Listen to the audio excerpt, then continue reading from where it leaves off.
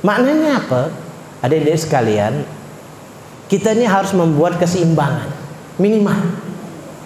Kalau banyak pelaku dosa, kita berusahalah untuk membuat kebaikan dan ngajak orang baik. Ini adik-adik ini sudah memulainya. Kita tidak tahu entah ceruk mana orang buat dosa, buat maksiat segala macam yang mengundang murka Allah. Tetapi hari ini kita duduk di dalam masjid, melakukan kegiatan-kegiatan baik, dakwah, mengajak orang baik, mengajak orang bertauhid kepada Allah, mengajak orang beriman kepada Allah. Insya Allah ini menjadikan sesuatu yang paling tidak berimbang lah. Agar kemudian malaikat lah nak nimpa musibah, ada orang baik, ada orang baik. Kata malaikatnya, aku timpakan. Tapi saya melihat ada anak-anak muda yang soleh dan solehah, ikhlas dalam beramal.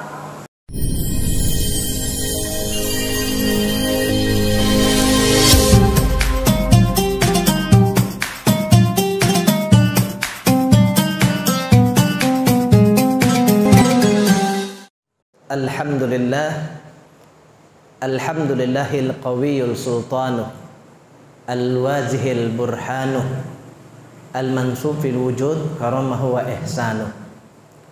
Allahumma salli wa sallim wa barik wa karim wa azzim ala nuril anwar wa syiril asrar wa tiryakil akhyar wa miftahi babil yassar sayyidina wa maulana Muhammadin wa ala alihi wa sahbihi ajma'in. Sadaqallahul azim, sadaqan nabiyul karim, wa nahnu zalika minasyahidin wasyakirin, walhamdulillahi rabbil alamin. Yang kita muliakan, kita cintai orang-orang tua kita, para tokoh masyarakat, Pak Imam, Pak Haji, pengurus Masjid Nurul Islam, dan jamaah sekalian. Wabil khusus kami cintai adik-adik kami, anak-anak kami yang tergabung dalam komunitas PHS, Pemuda Hijrah Singkep. Mudah-mudahan Allah limpahkan keberkahan buat kita semua, amin. Bersyukur kepada Allah, mengucapkan alhamdulillah. Harus banyak bersyukur, senantiasa bersyukur apapun kondisi kita, kita banyak bersyukur. Karena Allah Subhanahu wa taala akan memberi jaminan orang yang banyak bersyukur, pandai bersyukur, la in syakartum la azidannakum. Apabila kalian syukuri, maka aku akan tambah. Kalau tidak bersyukur, tidak bertambah. Maka kemudian kita disuruh untuk banyak bersyukur. Alhamdulillah. Semoga Allah Subhanahu wa taala menambahkan keimanan, menambahkan kesehatan, menambahkan rezeki dan limpahan segala macam karunia buat kita semua, insyaallah, amin. Salawat dan salam semoga tercurah kepada qudwah hasanah Rasulullah Muhammad sallallahu alaihi wasallam dengan mengucapkan Allahumma shalli ala sayyidina Muhammad wa ala alihi wa sahbihi ajma'in. Bapak dan Ibu, kenapa kita berselawat? Karena berselawat kepada Nabi ini memberikan sesuatu yang istimewa buat kita. Nabi Shallallahu Alaihi Wasallam akan mencintai para pengikutnya yang senantiasa, umatnya yang senantiasa berselawat kepada beliau. Ada beberapa macam selawat nih, mungkin kita lihat di beberapa contoh selawat yang disukai, yang dicintai oleh Nabi. Ada sebuah kisah seorang yang dalam keadaan lumpuh di kota Alexandria, Kairo, Mesir, tak mampu melakukan aktivitas, tetapi dia begitu cinta kepada Nabi. Kemudian dia membuat aktivitas sesuai dengan kemampuannya. Badannya tidak bisa berdiri tegak, kakinya lumpuh, tapi tangannya bisa menulis. Sampai kemudian dia gunakan tangannya untuk membuktikan kecintaannya kepada Nabi. Menulis syair yang terkenal. Mungkin kita sering mendengar syair salawat Nabi. Maulaya salli wa sallim daiman abada ala habibika khairil khalqi kullini. Itu syair. Siapa namanya? Budrah Al-Bushiri, nama syekh. Sampai kemudian saking cinta dia tulis begitu banyak syair syair salawat kepada Nabi sampai dia tertidur. Dia tertidur, terlepas penanya. Di dalam tidurnya Rasulullah Muhammad SAW mendatangi, memakaikan dia jaket mantel. Kemudian setelah Rasulullah memakaikan mantel, dia terbangun, terkejut, terbangun dari tidurnya. Dia bukan hanya bangun dari tidurnya, tapi dia bangun dari kelumpuhannya. Subhanallah. Bapak, Ibu, adik-adik sekalian, kalau ada yang cinta Nabi, membuktikan kecintaan Nabi sampai terbawa mimpi, Nabi datang atau ada Nabi di sekitar kita, insya Allah itu pasti Nabi kita Muhammad Sallallahu Alaihi Wasallam. Karena syaitan tidak mampu menjelma menjadi Nabi dalam mimpi seorang hamba, tak mampu. Jangankan menjelma bentuk fisik seorang Nabi, jangankan menghadirkan Nabi di sekitar, menandakan, menyebut nama Nabi di sekitar kita pun tak mampu. Jadi kalau ada di antara kita yang mimpi Nabi Muhammad SAW, insya Allah itu pasti Nabi. Cinta dengan Nabi? Adik-adik sekalian, cinta dengan Nabi? Banyak berselawat. Ada satu kisah lagi. Seorang pemuda dari Palestina pergi ziarah ke Masjid Nabawi. Di mana? Di Madinah Al-Munawwarah. Sampai di sana beliau tertidur di Masjid Nabawi. Di dalam tidurnya dia kembali bertemu dengan Rasulullah Muhammad SAW. Kemudian dia bertanya, "Ya Rasulullah, ajarkan aku salawat yang engkau cintai. Ajarkan kepadaku salawat yang engkau cintai sehingga aku mampu mengulang-ulanginya." Kemudian Rasulullah mengatakan, "Kalau kau ingin salawat yang aku cintai, pergilah engkau ke negeri Syam. Bertemulah seorang syekh yang bernama Syekh Badruddin. Di sana beliau selalu mengucapkan salawat yang sering aku cintai, yang sangat aku cintai." Akhirnya kemudian terjaga, berjumpa dengan Nabi di Masjid Nabawi, bertemu dengan Nabi, pasti Nabi insya Allah. Setelah bangun dia bangkit, dia langsung berangkat ke negeri Syam. Berjumpalah, mencarilah seorang syekh terkenal, Syekh Badruddin.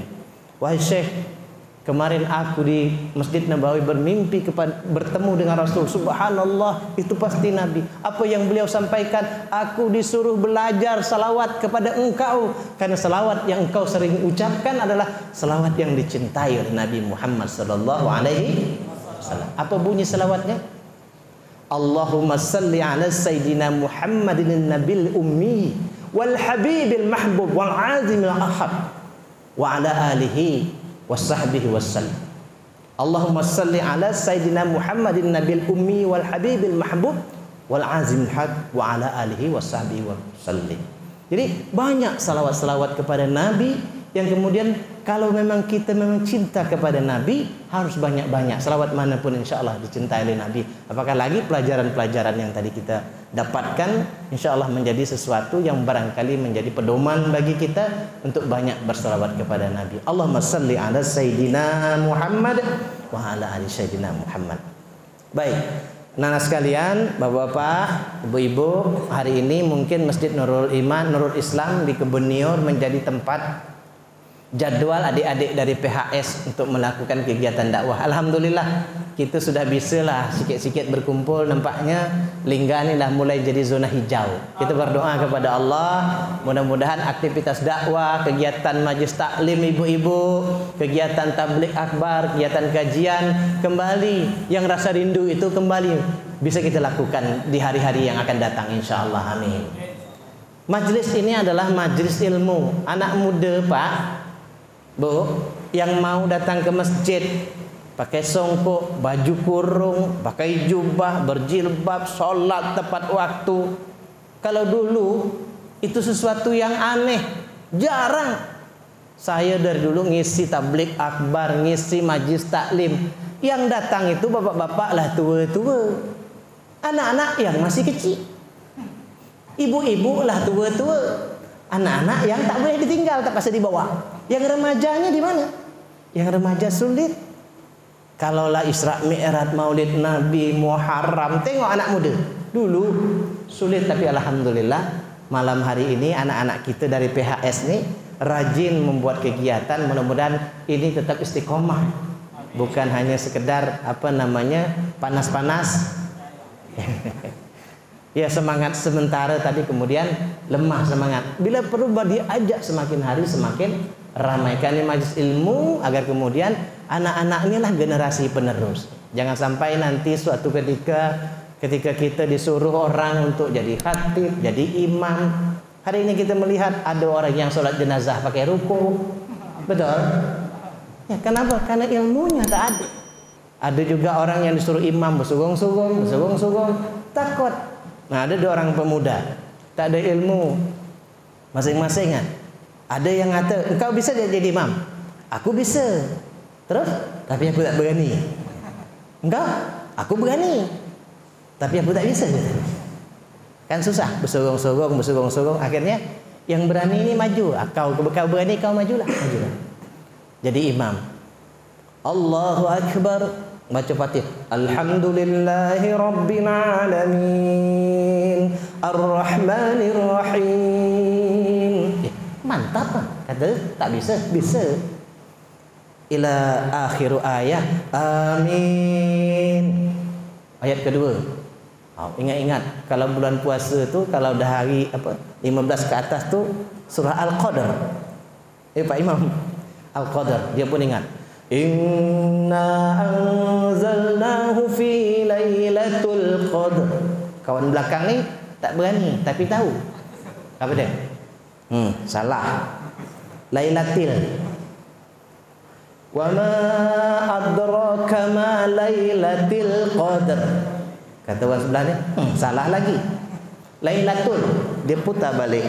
Kau ni betul tadi Lailatul salah. Lailatul salah juga. Betul dia apa kata dia? Padahal ayat pertama Lailatul Qadar. Betul kata kan? Dia nyebut Lailatul. Ayat kedua baru Lailatul. Salah aja kata dia. Ini gara-gara tidak punya ilmu. Baik, adik sekalian, Bapak Ibu rahimakumullah, kajian kita sore hari ini atau malam hari ini adalah kaitannya dengan musibah agar kemudian kita berbenah. Begitu ya. Atau secara umum bagaimana cara seorang muslim menyikapi musibah. Belakangan ini kan memang banyak musibah pandemi corona lah yang menjadi musibah multi efek. Seluruh aspek kehidupan kita berpengaruh. Susah kerja, harga murah, pengangguran banyak, jualan tak laku, keluar rumah tak bisa, muka pun tak terkenal lagi karena biji mata je nampak, pakai masker ke mana-mana. Berdampak meninggal kemarin beberapa waktu yang lalu ramai. Bagi seorang muslim harus punya sikap, cara pandang, ekspektasi menyikapi seluruh kejadian di atas muka bumi. Jangan sampai salah. Kadang-kadang orang memandangnya itu sebagai hukuman. So, inilah azab, inilah macam-macam sudut pandang. Ada juga, tergantung bagaimana. Orang beriman punya sudut pandang seluruh musibah yang Allah berikan, Allah timpakan kepada mereka itu adalah ujian. Kalau orang beriman. Orang yang pernah melakukan kesalahan, dosa dan sadar akan dia apa yang dibuat itu dosa dan kesalahan, musibah itu adalah peringatan. Diingatkan. Banyaklah salah, banyaklah dosa. Para pendosa bisa jadi menganggap musibah yang Allah turunkan ini adalah hukuman. Rasa kira-kira begitu. Sekarang bagaimana cara kita menilai sikap seorang muslim dalam rangka menyikapi musibah hari ini? Musibah banyak. Kita sampai jam berapa? Isak jam 7 lewat berapa menit ya? Tu ada jam lah. Lewat 10 menit. Ya, tak apa. Ada waktu setengah jam insya-Allah. Agar kita punya persepsi yang sama, cara pandang yang sama, karena kita seorang muslim. Muslim diberikan getar keimanan hatinya, tidak menyikapi permasalahan itu dengan sudut pandang kepribadiannya, sudut pandang hati dan pikirannya, tapi sudut pandang kacamata iman yang diajarkan Allah Subhanahu wa taala kepada kita. Setuju? Setuju ya? Nah, ini pun harus dapat pemahaman agar kemudian kita menyikapinya benar. Yang pertama, seorang muslim apabila tertimpa musibah kepada dirinya, menganggap bahwa musibah yang Allah berikan kepadanya adalah yang pertama sunatullah. Apa itu sunatullah? Kalau bahasa sederhananya, merupakan hukum Allah, merupakan hukum alam, bisa terjadi kepada siapapun. Sunatullah. Apa yang menjadi dalil kita? Surah Al-Baqarah 151. Bismillahirrahmanirrahim. Walanabluwannakum bisyai'im minal khauf wal ju' wa naqsim minal amwal wal anfusi was samarat. Ingat bahwa Allah katakan di surah Al-Baqarah tersebut, walanabluwannakum bisyai'im minal khauf wal ju' wa naqsim minal amwal wal anfus was samarat. Allah katakan, dan kami pasti, ingat dalam ayat Quran, dan kami pasti akan menguji kalian dengan al-khawf. Al-khawf itu apa? Ketakutan, rasa takut, kekhawatiran, kegelisahan. Waktu pandemi kemarin takut tak? Ibu-ibu, Bu, takut tak dengan corona? Ada juga yang takut. Ada yang layan aku tak kau? Biarlah, nak mati-matilah kata. Ada juga yang khawatir keluar rumah pun, berdekat pun tak nak bersentuh, rapat biji mata je nampak saking takut. Ada macam-macam. Corona atau musibah lainnya, orang meninggal banyak kita dengar di mana-mana. Takut. Asalnya kena corona positif, mulai degap degup jantung, mati aku. Ada yang pernah terinfeksi kemarin positif ada? Ada ramai saya rasa. Ada yang kuat, ada yang tak terasa, ada yang demam, ada yang tak endak. Dicek macam-macam kelaku lah kita. Al-khawf. Jadi kalau ada seseorang merasakan rasa takut, khawatir, risau, sunatullah. Jadi kalau kita takut tu, itu adalah sunatullah. Kenapa kau takut? Penakut nak kau ni. Tidak. Allah berikan rasa takut, kekhawatiran, kegelisahan. Itu adalah sesuatu rasa yang memang Allah berikan kepada seorang manusia. Sunatullah. Al-khawf, minal khawf wal ju' dan kelaparan. Sekarang kita tengok banyak yang susah. Maka kemudian corona ini ada baiknya juga. Ada yang dermawan, para hartawan berbagi-bagi sembako, bagi rezeki, bantu-bantu orang. Ada baiknya juga. Ada keterpanggilan, ada juga yang tidak mau tahu. Ada yang memang tak mendapatkan. Saya beberapa waktu yang lalu ada sekelompok baru-baru kita corona. Keluarganya dari Daik telepon saya, Pak, tolong Pak. Kenapa? Ada keluarga saya 3 kakak di daerah Dabuk lah, tak saya sebutkan. Dia dinyatakan positif. 3 kakak ini tak boleh keluar rumah, kerja mereka berjualan. Sampai beberapa hari, sampai hampir 1 minggu dinyatakan positif. Kemudian tidak boleh keluar rumah, tak dapat jualan. Nak pergi ke warung pun anaknya kena marah dengan warga. Waktu baru-baru corona ni kan orang macam takut betul nampak dengan corona ni. Macam penyakit apa lagi tu. Jadi aib segala macam, seakan-akan seperti itu. Kenapa itu terjadi? Sampai kemudian telefon, tolonglah Pak. Kami ni bagaimana Pak? Kami udahlah kata orang kena corona, pada sehat dia berjualan tak boleh, diantar makanan pun tak ada.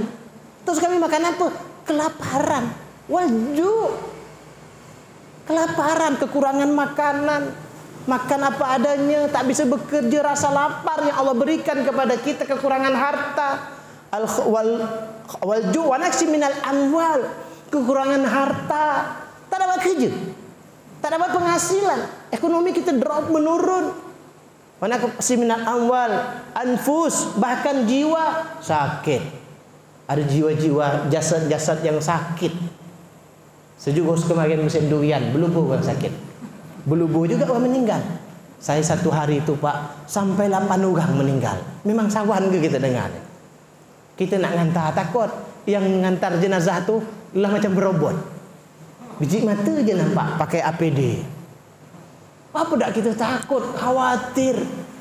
Ingat sekali. Wa naqsim minal amwal wal anfus, bahkan kematian, was samarat, kegagalan usaha, tutup kedai nasi tutup, kedai sembako banyak yang tutup, yang usaha ini bangkrut segala macam.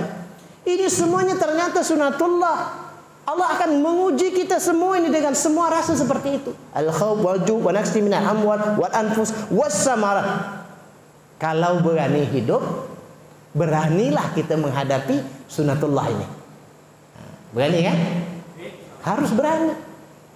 Kalau kita tak berani, berhenti hidup. Jadilah berhenti hidup.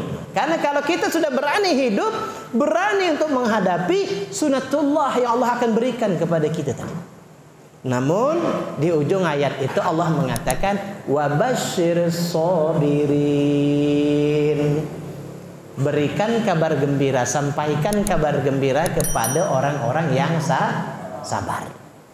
Ini cara kita memandang persoalan musibah. Jangan salah. Jadi kalau ada musibah sekarang nih, ya cara pandangnya begitu. Allah pasti nguji kita, santai aja lah. Tapi jangan takabur, mentang-mentang santai. Layan aku udah pakai masker. Biarlah aku tak pedulilah, nak mati-matilah, itu takabur namanya. Tak boleh. Ikuti protokol kesehatan. Karena dengan kita menggunakan masker, mencuci tangan, menjaga jarak, ini mampu menurunkan penularan COVID ini secara baik. Dan terbukti sekarang, alhamdulillah sudah mulai makin menurun dan makin menurun. Mudah-mudahan kita berdoa kepada Allah, corona ini segera dari muka bumi, insyaallah. Itu yang pertama. Pertama adalah sunatullah. Yang kedua, sudut pandang kita sebagai seorang muslim menyikapi musibah, bahwa musibah itu kita sikapi kemudian kita kembalikan kepada Allah. Allah yang membuat segala macam skenario kehidupan. Macam mana caranya? Alladzina iza asabathum musibah qalu inna lillahi wa inna ilaihi raji'un. Orang yang apabila tertimpa musibah, mereka mengatakan inna lillahi wa inna ilaihi raji'un. Sesungguhnya segala sesuatu itu milik Allah dan kepadanya lah segala sesuatu itu akan kembali. Nah, ini namanya apa? Ar-ruji ilallah. Bersandar kepada Allah, kembalikan kepada Allah, bahwa musibah yang Allah timpakan kepada kita, kita kembalikan dengan mengucapkan inna lillahi wa inna ilaihi raji'un. Menyandarkannya kepada Allah Subhanahu wa taala. Jadi kalau kita dengar saudara kita sakit, inna lillahi wa inna ilaihi raji'un. Jangan kata ada orang bilang, dah belum meninggal lagi gitu. Ngapa kau tadi ngucap inna lillah kata dia. Innalillah itu bukan hanya untuk orang yang meninggal. Ada juga orang yang mendapatkan jabatan mengucapkan innalillahi wa inna ilaihi raji'un, seperti Khalifah Umar bin Abdul Aziz. Ada juga orang yang jatuh dari innalillahi. Ucapan apa? Ucapan kalimat thayyibah, agar kemudian peristiwa musibah itu kita sandar dan kita kembalikan kepada Allah Subhanahu wa taala. Ini sikap yang kedua. Yang pertama tadi apa? Sunatullah. Yang kedua, kembalikan kepada Allah. Yang ketiga, yang paling penting bagi kita musibah ada sebab dan akibat. Zaharal fasadu fil barri wal bahri bima kasabat aidin nas. Bahwa semua kejadian di atas muka bumi ini sudah nampak kerusakan di darat maupun di laut, kata Allah, semuanya karena perbuatan tangan manusia. Maknanya apa? Maknanya manusialah yang membuat ketidakseimbangan. Banjir, tanah longsor, segala macam itu karena tidak seimbangnya alam. Akibat mungkin manusia melakukan penebangan pohon, perusakan alam, sehingga alam ini menjadi tidak stabil, terjadilah musibah dan segala macam. Benar bahwa musibah itu terjadi, hadir karena perbuatan manusia. Virus corona, siapa yang buat kira-kira? Banyak propaganda, orang mengatakan ini mungkin propaganda dunia untuk menciptakan virus. Intinya memang virus itu menular karena tingkah pola manusia. Kalau kita belajar dari musibah-musibah terdahulu, musibah kaum Samud, musibah kaum Sodom, kaum Nabi Lut, Allah turunkan karena apa? Karena perbuatan manusia. Musibah banjir dari kaum Nabi Nuh. Kenapa? Karena perbuatan umatnya yang tidak mau mengikutinya.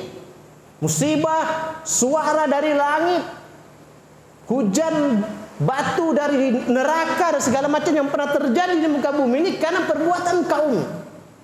Karena perbuatan kaumnya. Dan hari ini kita tertimpa musibah virus corona. Karena siapa? Karena perbuatan manusia. Dosa akan menghadirkan bencana, perbuatan yang mengandung unsur pahala insya Allah akan menghadirkan keberkahan hidup. Jadi kita pilih mana? Kalau ingin berkahnya Allah limpahkan, maka banyak-banyaklah berbuat kebaikan. Atau sebaliknya, berbuat dosa, maka tunggulah bahwa akan Allah turunkan musibah. Jadi semuanya akibat perbuatan tangan manusia. Ini yang ketiga. Jadi ingat, yang pertama tadi sunatullah, yang kedua ar-ruji ilallah, yang ketiga bahwa semua kejadian di atas muka bumi ini akibat dari perbuatan manusia. Kalau nak baik yang kita dapatkan dari Allah, maka berbuat baiklah. Tetapi sebaliknya, apabila terjadi musibah, tentu kita meyakini mungkin inilah bagian dari dampak dari perbuatan manusia. Yang keempat, cara kita untuk menyikapi musibah adalah wal takum fitnatal la tusibanna allazina zalamu minkum khassah. Allah mengatakan takutlah kalian, kata Allah, kepada musibah, kepada bencana, kepada fitnah yang Allah timpakan kepada kalian, yang bukan hanya menimpa orang-orang pelaku dosa, tetapi ketika bencana itu datang, maka bencana tersebut akan menghantam, menghabisi seluruhnya. Jadi kalau virus corona datang, apakah virus corona itu cuma menulari orang-orang yang berdosa? Tidak. Budak kecil baru lahir, mak-mak kat dapur rumah tak pernah bergaul dengan orang pun bisa kena. Kalau bencana datang, apakah tsunami tersebut hanya menimbun dan menenggelamkan para pelaku dosa? Tidak. Bahkan bayi yang baru lahir, kambing, lembu, sapi tak ada dosa pun kena. Kenapa? Maka Allah peringatkan kepada kita, takutlah kalian, takutlah kalian. Kepada apa?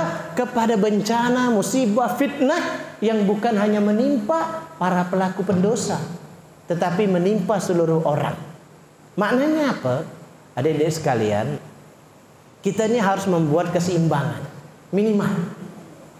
Kalau banyak pelaku dosa, kita berusahalah untuk membuat kebaikan dan mengajak orang baik. Ini adik-adik ini sudah memulainya. Kita tidak tahu entah ceruk mana orang buat dosa, buat maksiat segala macam yang mengundang murka Allah. Tetapi hari ini kita duduk di dalam masjid, melakukan kegiatan-kegiatan baik, dakwah, mengajak orang baik, mengajak orang bertauhid kepada Allah, mengajak orang beriman kepada Allah. Insya Allah ini menjadikan sesuatu yang paling tidak berimbang lah. Agar kemudian malaikat lah nak nimpa musibah, ada orang baik. Ada orang baik. Kata malaikatnya, aku timpakan.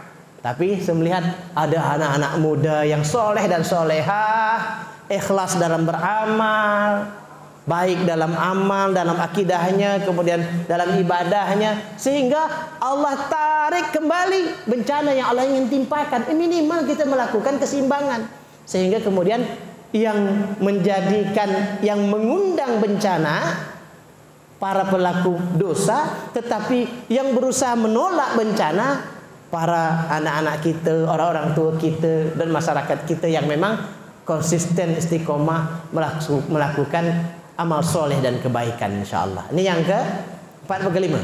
Keempat. Yang pertama tadi sunatullah, bahwa ini kejadian bahwa adalah merupakan hukum Allah. Yang kedua arji ilallah, kembalikan kepada Allah semuanya. Yang ketiga bahwa kejadian yang ada di muka bumi ini pasti ada sebab musabab akibat dari perbuatan tangan manusia. Yang keempat tadi adalah musibah. Kita diminta takut kepada musibah yang tidak hanya menimpa orang-orang berlaku maksiat, pelaku dosa, tetapi menimpa semua. Maknanya apa? Maknanya kita berdakwah. Ajak manusia berdakwah kepada orang lain. Ajak orang baik sebanyak-banyaknya, ajak orang soleh sebanyak-banyaknya, ajak orang beriman sebanyak-banyaknya. Agar kenapa? Semakin banyak orang beriman, Semakin banyak orang soleh dan soleha, semakin banyak keberkahannya Allah datangkan ke negeri kita, ke kampung halaman kita, insya Allah. Makanya kegiatan seperti ini kita gencarkan.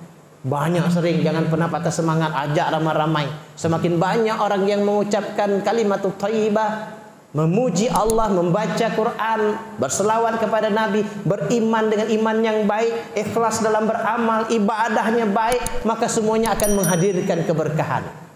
Akan menghadirkan kampung kita, kampung yang penuh dengan keberkahan.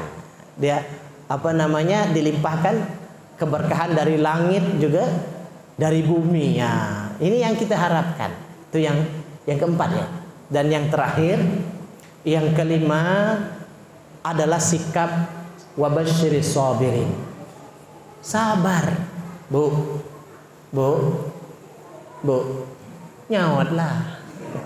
Ibu-ibu nih tak nyawat, Pak. Musim corona ini susah ada, Pak. Susah ya. Susah, ada yang ngatur nak nyari hidup pun susah. Sampai orang kadang-kadang ada yang tak divaksin, tak apalah, cucuklah vaksin, dapat beras sekantung saking susah.